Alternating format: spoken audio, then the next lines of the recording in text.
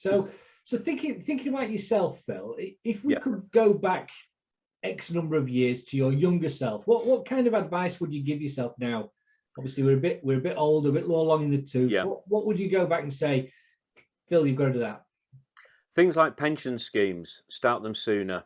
Soon as you get into work, don't be afraid to consider those. So as a younger me, that's the advice I would give. Things like that. Make sure you've got pension in place, because the longer you've got it, the bigger that will grow, and the more that you'll have when at that point when you decide to retire. It may be you'll be able to retire a bit earlier, but that's entirely up to the individuals.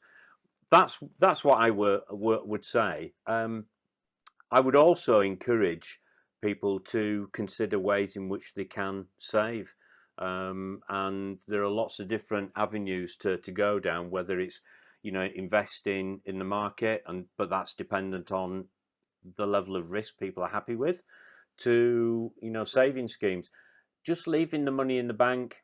Even a younger me, I would say, don't even go there, because the return at the moment is so little. In fact, it's devaluing the money, because the rate of inflation is greater than the rate of the interest rates. And there's lots of these apps around now where you can roll up your pence, can't you? You're going to spend 99 pence on some bananas. Yeah, you can roll up the penny to £1, and it'll just go into a savings pot. And I've got one of those, and it goes into an ISA, stocks and shares. Oh, I'm right. amazed how well that's doing at the moment. Yeah. It's still got loads in it, but it doesn't have to have, because I'm not missing the pennies.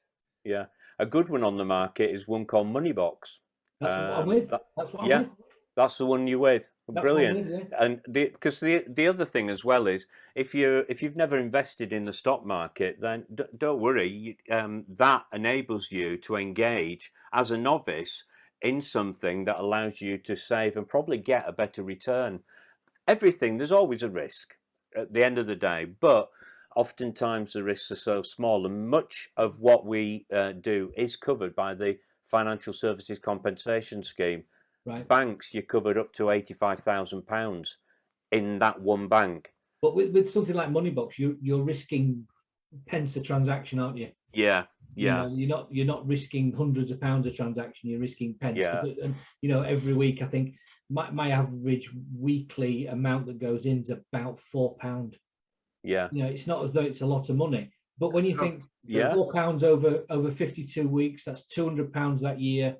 Yeah. With a return of probably in the region of about 8 to 10% on the market at the moment. Yeah. There's another £20, and then you compound that up year on year on year. Yeah. For the sake of saving a few pence every week, it soon adds up.